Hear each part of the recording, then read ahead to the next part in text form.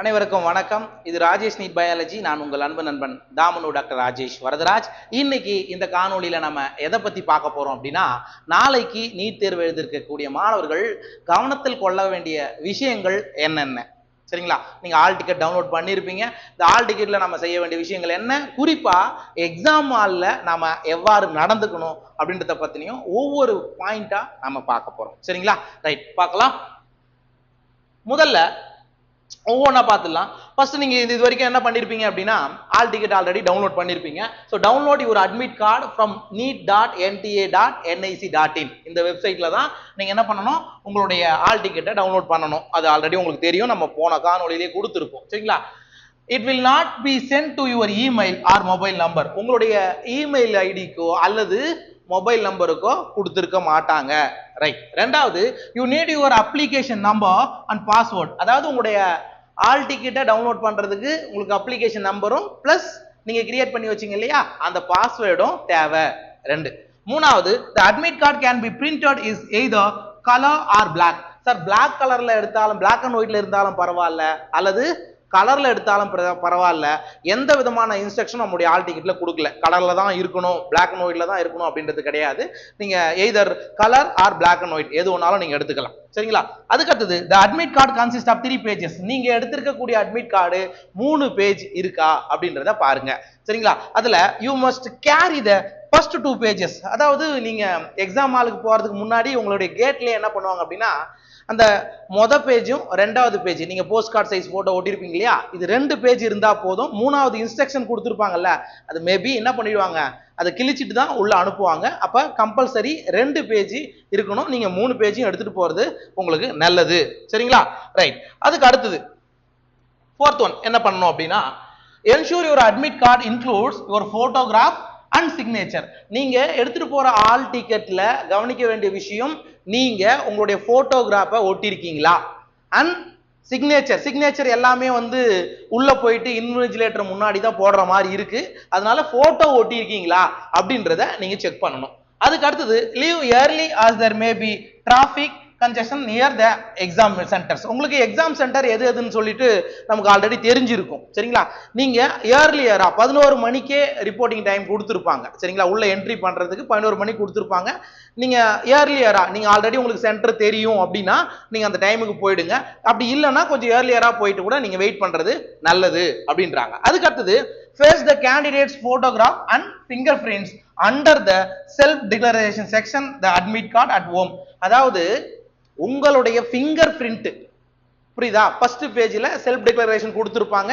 ஒரு பாக்ஸ்ல என்ன பண்ணணும், உங்களுடைய போட்டோ ஓட்டணும். அதுக்கு அடுத்தது என்ன பண்ணணும், ஃபிங்கர் பிரிண்ட்டை நீங்க வீட்லயே வச்சுட்டு போகும். அதாவது தம்ப் இம்ப்ரெஷனை வீட்லயே வச்சுட்டு போங்கன்னு சொல்றாங்க. ஓகேவா? அதுக்கு அடுத்தது, the signature in the third column must be done in front of the invigilator at the exam center.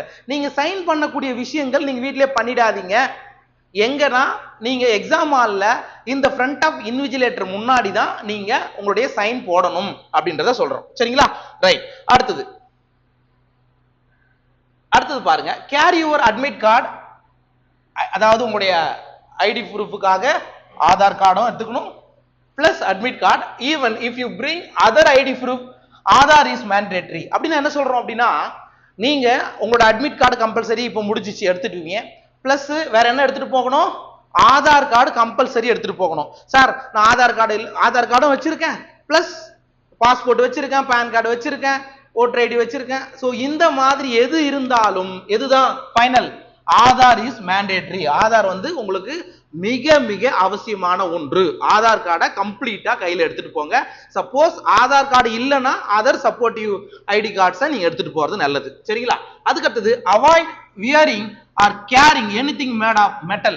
அதாவது நீங்க மெட்டல்ல நான் வாட்டர் பாட்டில் எடுத்துட்டு போறேன், சரிங்களா? அதே மாதிரி வேற ஏதாவது மெட்டல் ஐட்டம் நான் கையில ரிங்கு போட்டு போறேன், அந்த மாதிரியான விஷயங்களை நீங்க என்ன பண்ணணும், அவாய்ட் பண்ணணும். ஏன்னா வெளியிலேயே என்ன பண்ணிடுவாங்க, எல்லாத்தையும் ரிமூவ் பண்ணுவாங்க. சரிங்களா? அதுக்கு அடுத்தது, no rough work sheets. Sorry, அதுக்கு முன்னாடி, wear simple sandals, avoid full coverage shoes. அதாவது நீங்க எக்ஸாம் ஹாலுக்கு போகும்போது யூஸ் பண்ற செப்பல் சாதாரண அவாய் செப்பல் யூஸ் பண்ற மாதிரி இருக்கணும். இப்பெல்லாம் பாத்தீங்கன்னா இந்த ஒயிட் கலர்ல வரும், காலை ஃபுல்லா பசங்க போடுவானுங்க, காலை ஃபுல்லா மூடின மாதிரி இருக்கும். அந்த மாதிரியான செப்பல் வேண்டாம். சாதாரண அவாய் செப்பல், உங்களுடைய கால் நல்லா தெரியிற மாதிரியான இருக்கக்கூடிய செப்பலை நீங்க அணியணும் அப்படின்றாங்க. அவாய்ட் ஃபுல் கவரேஜ் ஷூஸ், நீங்க ஷூ போட்டு போறதோ உங்க காலை முழுசா மறைச்சிட்டு இருக்கிற மாதிரியான செப்பல்ஸோ நீங்க என்ன பண்ணக்கூடாது, யூஸ் பண்ணக்கூடாதுன்னு சொல்றாங்க. அதுக்கடுத்து முக்கியமானது, no rough work sheets will be provided in the exam hall. Sir உங்களுக்கு நீங்க எக்ஸாம் எழுதும் போது நீங்க என்ன பண்ணிருப்பீங்க, உங்களுடைய சென்டர்ல அதாவது உங்களுடைய பிராக்டிஸ் எடுத்திருப்பீங்க இல்லையா, அங்க ஜஸ்ட் நீங்க ஏதாவது ஒரு ஒயிட் பேப்பர் வச்சு பிராக்டிஸ் பண்ணிருப்பீங்க. ஆனா எக்ஸாம் ஹால்ல உங்களுக்கு எக்ஸ்ட்ரா ஒர்க் அவுட் பண்றதுக்கு ஒர்க் ஷீட் கொடுக்க மாட்டாங்க.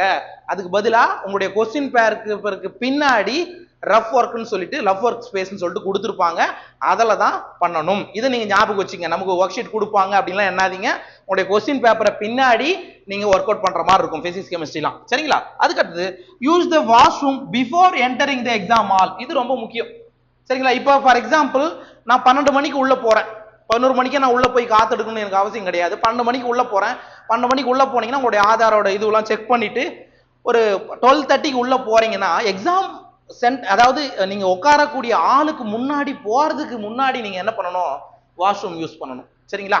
உள்ள போயிட்டீங்கன்னா ஒன்ஸ் உள்ள போயிட்டீங்கன்னா உங்களை என்ன அலோ பண்ண மாட்டாங்க. அதனால வாஷ்ரூம் வந்து பிஃபோர் என்டரிங் தி எக்ஸாம் ஹால் நீங்க யூஸ் பண்ணணும், சரிங்களா. ஏன்னா அதுக்கப்புறம் நீங்க ஆல்ரெடி பயோ பிரேக் ஆஃப்டர் 1 ஹவருக்கு மேல தான் அப்படின்றத சொல்லியிருப்பாங்க. ஸோ முடிஞ்ச வரைக்கும் நீங்க வாஷ்ரூம் போகாதது, அதாவது முன்னாடியே போயிட்டீங்கன்னா உங்களுக்கு பிரச்சனை இல்லை அப்படின்றோம், சரிங்களா. ரைட். அடுத்தது, so you can take the question paper after the exam. அதாவது எக்ஸாம் முடிஞ்ச பிறகு நீங்க என்ன பண்ணிக்கலாம், உங்களுடைய கொஸ்டின் பேப்பரை நீங்க வீட்டுக்கு எடுத்துட்டு வரலாம். hand over the entire OMR sheet to the invigilator carefully. Sir நீங்க எழுதக்கூடிய OMR ஷீட்ல நீங்க பாத்தீங்கன்னா OMR பிளஸ் ஆபீஸ் காப்பின்னு ஒண்ணு பின்னாடி இருக்கும், சரிங்களா. அது எல்லாத்தையும் நீங்க என்ன பண்ணணும், வர்ற இன்விஜிலேட்டர் கிட்ட கொடுத்துட்டு நீங்க வீட்டுக்கு வரும்போது வெறும் கொஸ்டின் புக்லெட்டை மட்டும் தான் எடுத்துட்டு வரணும். தயவுசெய்து எதையும் மாத்தி எடுத்துட்டு வந்துடாதீங்க, ரைட்.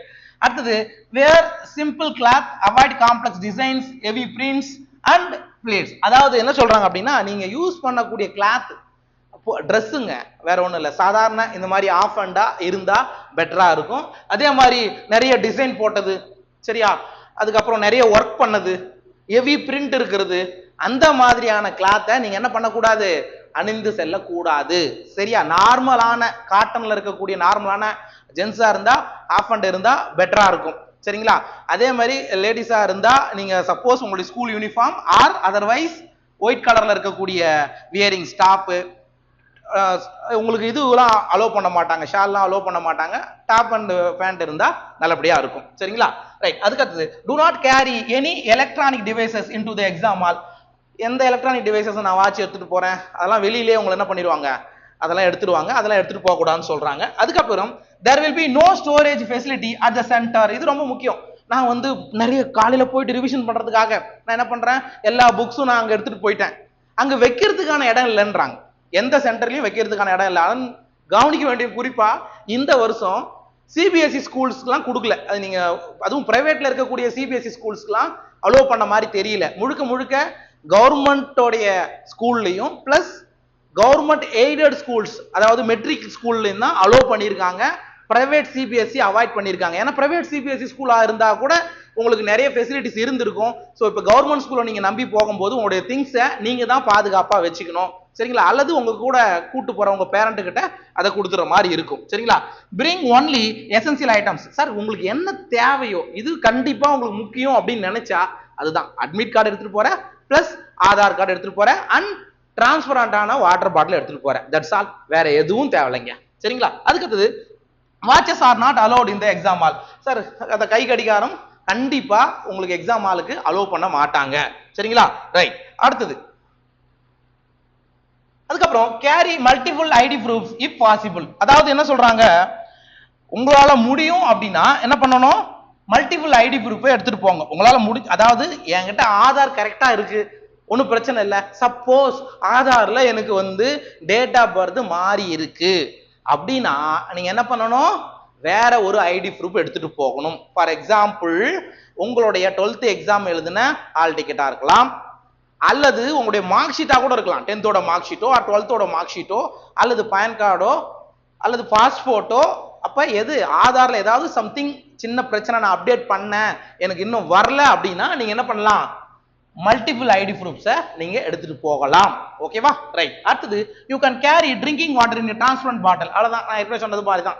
வாட்டர் பாட்டில் நீங்க எடுத்துட்டு போகலாம். அது எப்படி இருக்கணும், டிரான்ஸ்பரண்டா இருக்கணும். ஜஸ்ட் நீங்க எந்த கம்பெனி வாட்டர் பாட்டில் எடுத்தாலும் மேல இருக்கிற கவரை மட்டும் ரிமூவ் பண்ணிட்டு உள்ள இருக்கக்கூடிய தண்ணி வெளியில தெரியற மாதிரி எடுத்துட்டு போங்க. Avoid cloth with heavy embroidery. நிறைய எம்ப்ராய்டரி ஒர்க் பண்ண மாதிரி இருக்கக்கூடிய கிளாத்தை பெண்கள் அவாய்ட் பண்ணுங்க. அதுக்கப்புறம் avoid full sleeved cloth. Full sleeved அதே கையை ஃபுல்லா மூடின மாதிரி இருக்கிறத நீங்க என்ன பண்ணணும், அவாய்ட் பண்ணணும் அப்படின்னு சொல்றாங்க. Avoid cloth with metal buttons or zip. இது ரொம்ப முக்கியம்.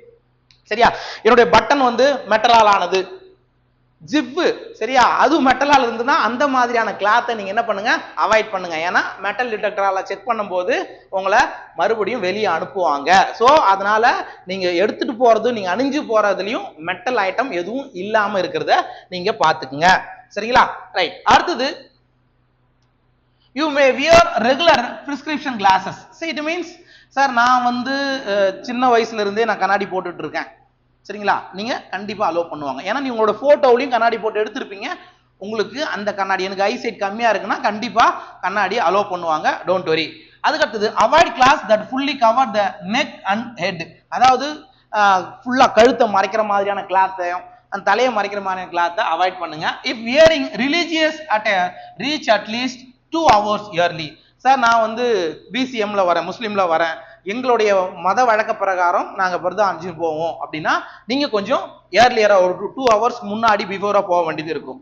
சரிங்களா, அதே மாதிரி டர்பன் அணிஞ்சிருந்தா கூட அவங்க என்ன பண்ணுவாங்க, ரிலீஜியஸ்ல நீங்க அதை வந்து கொடுக்க மாட்டீங்க அப்படின்னா முன்னாடி கொஞ்சம் போகணும் அப்படின்றத ஞாபகம் வச்சுக்கோங்க. ரைட்டா. Avoid T-shirt with graphics or printed text.